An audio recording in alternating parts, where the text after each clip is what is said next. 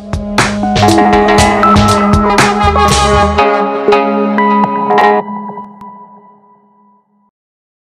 we're joined today by Grace Livingston, author of America's Backyard and journalist. Thank you for joining us, Grace. Thank you. And later this week, the OAS organised event, the Summit of the Americas, will take place in Panama. The OAS has a checkered past in the region and is clearly distrusted by the new wave of Latin American leaders who have sought to build more representative bodies. Do you think that distrust is justified? And if so, can you outline why there is such distrust? Yes, well, I do think that distrust is justified. The OAS was created in 1948 at the height of the Cold War, at the height of US global and regional power.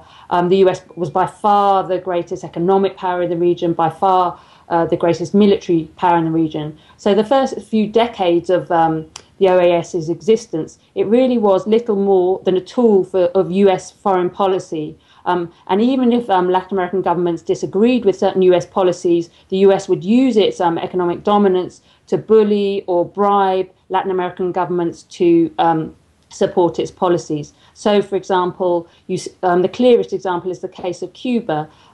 In fact, Latin American governments had varying opinions about the revolution in Cuba and Fidel Castro's government.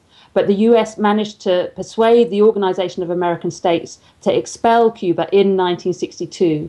And the OAS actually has a non-intervention clause in its charter, yet the OAS failed to condemn the US invasion of Cuba at the Bay of Pigs in 1961. It actually backed the US invasion of the Dominican Republic in 1965 when it overthrew the elected government of Juan Bosch. The OAS in its charter calls for democratic governance, yet in the 1960s and 1970s, the OAS turned a blind eye to US-backed military coups and the horrors perpetrated by those military regimes in Argentina, in Uruguay, in Chile. The OAS actually held its annual conference in Chile in 1976, just a few years after the coup at the height of the terror. That was organized by Henry Kissinger as a real sort of show of solidarity with Pinochet. As we know, Kissinger was a real supporter of Pinochet. He said to Pinochet, you did the West a service by overthrowing Allende. So basically, the Organization of American States failed to condemn the US-backed coups and condemn the human rights abuses, the horrendous human rights abuses. As we all know, the tens of thousands have disappeared. The OAS took no action against that. And we saw in the 1980s, the OAS basically was a mouthpiece for Reagan's interventionist policy in Central America. For example, the OAS failed to condemn the activities of the US-backed Contra mercenaries in Nicaragua.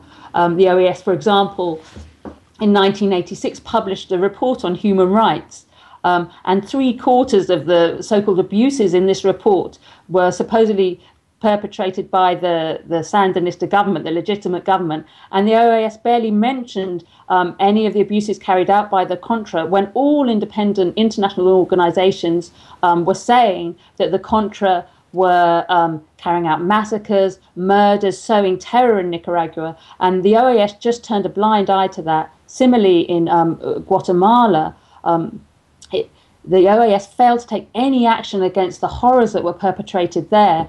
After the military regimes fell, the Truth Commission in Guatemala found those military rulers guilty of genocide in Guatemala, and the OAS had done nothing to prevent that and failed to condemn it. It really had just been a cheerleader for the US and its interventionist foreign policy.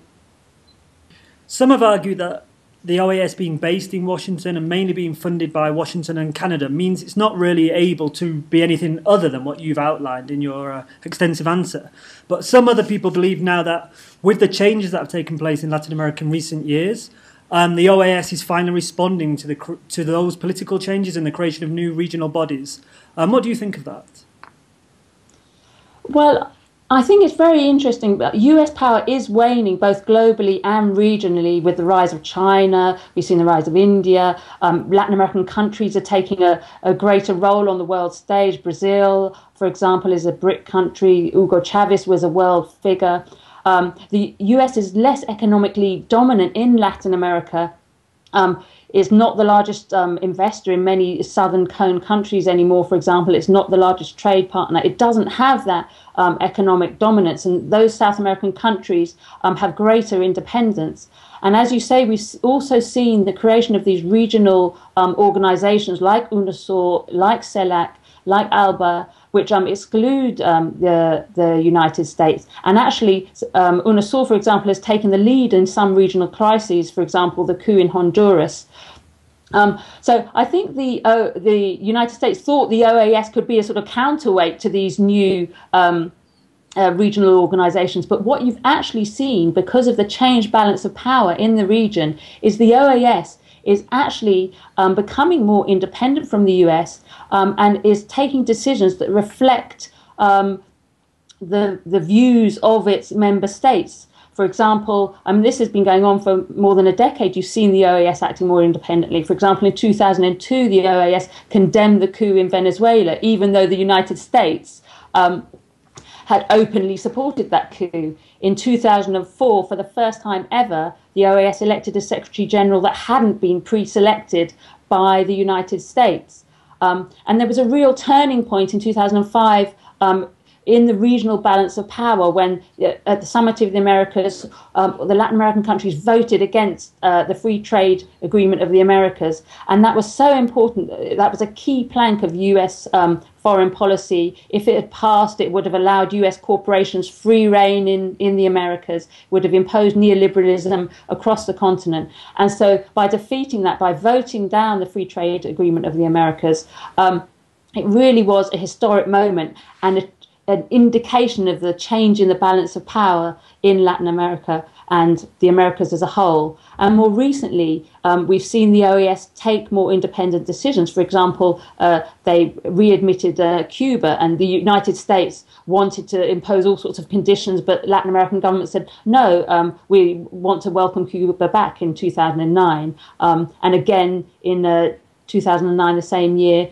the OAS voted to exclude Honduras after the coup. You know, this is historically unprecedented. In the past, the OAS under US dominance had turned a blind eye to coups. So this is really important. We have seen the OAS acting more independently.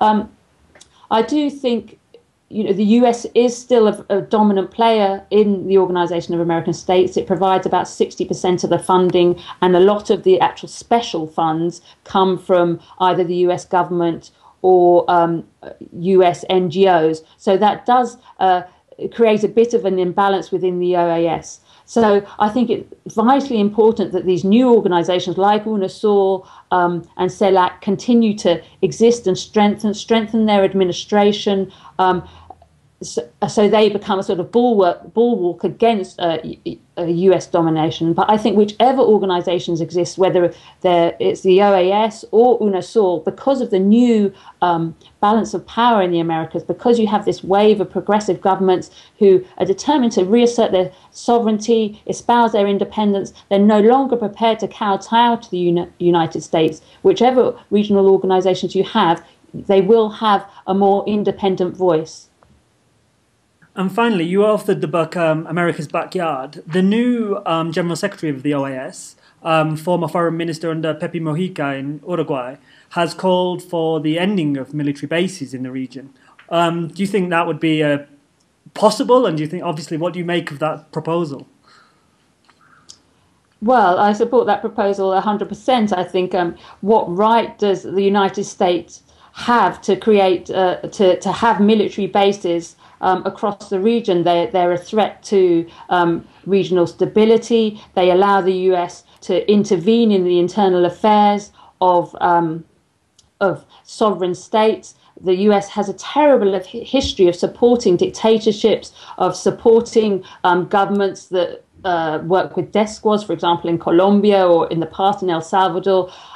And having US bases has allowed the United States to support these militaristic governments. It allows the United States to have free rein in the region. And I think it's absolutely right that these military bases should be closed down. Thank you very much for your time today, Grace Livingston. Thank you.